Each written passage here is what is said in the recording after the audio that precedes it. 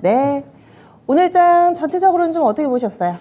예, 뭐 시장은 흐름은 상승 분위기지만은 업종별로 상당히 좀 등락이 엇갈리는 장이거든요. 그래서 대응하기는 쉽지 않은 장세인데 너무 서두르는 장은 아닌 것 같습니다. 계속 돌아가면서 순환하는 장이 펼쳐지고 있거든요. 네. 그래서 특히 이제 경기 관련 종목들 중심으로 해가지고 그래서 움직이는 거 따라 사기보다는 일단은 내가 갖고 있는 종목들이 특별하게 문제가 없으면 어느 정도 반등이 나올 때까지 순환 상승을 이용하는 그런 어떤 매매 전략으로 접근한다 한다면 시장도 나쁘지 않기 때문에 충분히 시장 이상의 더 수익을 낼 수 있는 그런 기회가 오지 않겠나 보고 있습니다. 그러면 업종별로는 약간은 좀 온도차가 있다 말씀을 해주셨는데 오늘 시장 전체를 좀 대변할 만한 특징주 어떤 종목 보셨어요? 오늘 특징주는 아무래도 업종은 은행주인데요. 네. 특징주는 이제 다른 종목을 가지고 나왔는데 동국제강을 가지고 나왔습니다. 동국제강, 네. 철강주, 동국제강 가져오신 이유는요? 일단 이 종목은 오늘 별다른 특징이 없었지만은 차트를 보시게 되게 되면 이 종목이 11연속 상승입니다. 1월 첫날만 그 약세를 보였고요.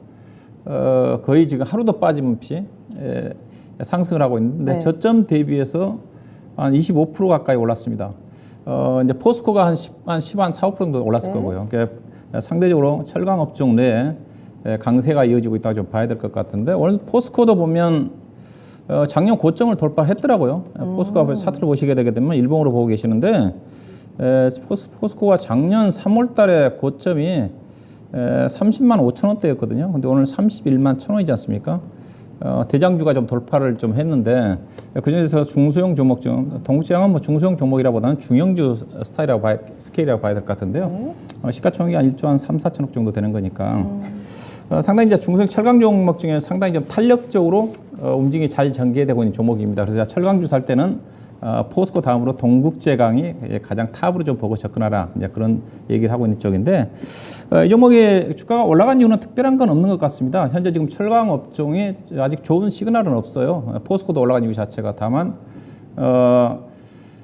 경기 관련 종목의 대표적인 종목이고 또 철강 관련 쪽이 화학업종과 더불어 대표적인 소재 업종으로서 중국 경기가 상당히 민감하게 움직임이 전개되고 있지 않습니까? 네. 중국이 최근에 이제 제로 코로나 정책 이후에 본격적인 3월 달부터 경기 부양책을 좀 추진하지 않겠는가 그런 것 때문에 소재 관련 종목들이 먼저 오늘 뭐 대한주가도 흐름이 괜찮았지만은 철강주가 먼저 움직임이 전개되고 있는 게 아닌가 봐야 될 것 같은데 동국제강 같은 경우는 현재 지금 4분기 지금 추정 실적이 최근에 나온 전망치를 본다 한다면 한 1,000억 정도, 1,050억 정도 영업이익이 나올 거라는 전망입니다.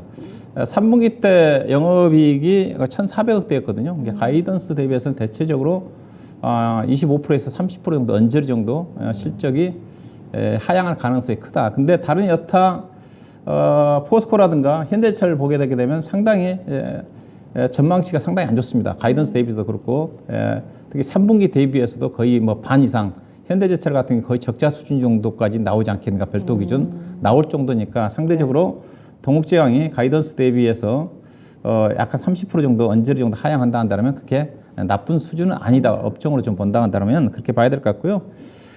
동국제강은 이제 주 철강 업종 중에서 매출이 가장 많은 게 이제 봉현강 쪽입니다. 봉현강이 철근하고 그 다음에 그 빌딩의 뼈대가 되는 HBM이라고 하거든요. 그걸 합쳐서 봉현강이라고 하는데 그쪽의 매출 비중이 가장 많고요. 아마 40% 정도 언저리 좀 되는 거고 그 다음에 조선용 후판이 있고 그 다음에 자동차 강판을 중심으로 이쪽에 냉연 강판이 주 사업부문이라 좀 봐야 될 것 같은데 가장 매출 비중이 많은 봉현강 부분 자체가 상대적으로 선전을 하면서 여타 다른 포스코라든가 현대제철에 비해서는 실적이 상당히 양호하지 않겠는가 그렇게 전망이고요. 다만 냉연 부분 자체가 부진하다는 자체는 결국은 현대차가 주요 부분 자체가 강판 쪽이지 않습니까? 그래서 현대제철이 그래서 현대제철이 상대적으로 실적 발표되지는 않았지만은 4분기 때 부진하지 않겠는가 그런 또 부분이라 좀 봐야 될 것 같고요.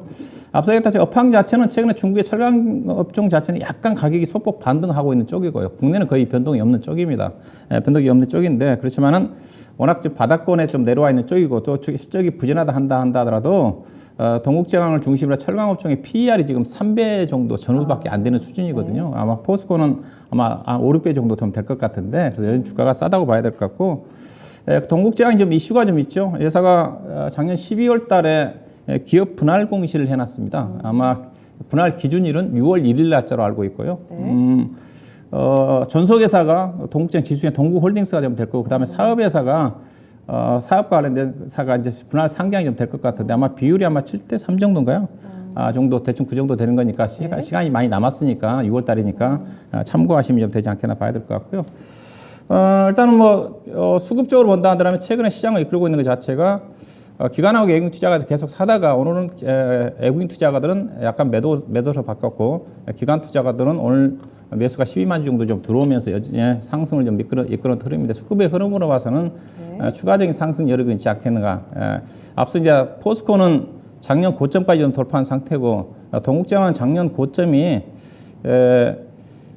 작년 9월 달에 고점이 16,700원대였거든요. 아마 이때 주가가 올라간 것 자체가 아마 회사가 그 브라질 법인을 매각을 했거든요. 브라질 법인을 좀 매각했기 때문에 이제 불확실성 부분 자체는 많이 완화가 됐어요. 회사가 브라질 법인에 대규모 투자를 하면서 부채 비율이 2018년도에 푸슨 부채가 2조 원이 넘었고 부채 비율이 140%가 넘어갔는데 브라질 법인 좀 매각을 좀 하고 또 중국 법인 적자 나는 사업 부분도 매각을 하면서 부채 비율이 아마 90% 미만까지 좀 떨어졌고 차입금도 아마 1조 원 정도까지 떨어졌기 때문에 상당히 이제 안정성까지 확보된 회사가 좀 되지 않겠는가. 그래서 충분히 주가 많이 올라왔기 때문에 빠르게 가지는 않겠지만은 15,000원 정도 언저리 정도까지는 상승 여력은 있지 않겠나 봐야 될 것 같습니다. 네, 알겠습니다. 일단은 5월 말 6월 초에 한 보름 정도 이런 분할로 인한 거래 정지 기간이 있습니다. 참고하셔서 보면 좋을 것 같고요. 그리고 바닥 대비 상당히 좀 빠르게 올라오고 회복되고 있는 철강 섹터 그 가운데 동국제강 오늘의 특징 좀 알아봤습니다.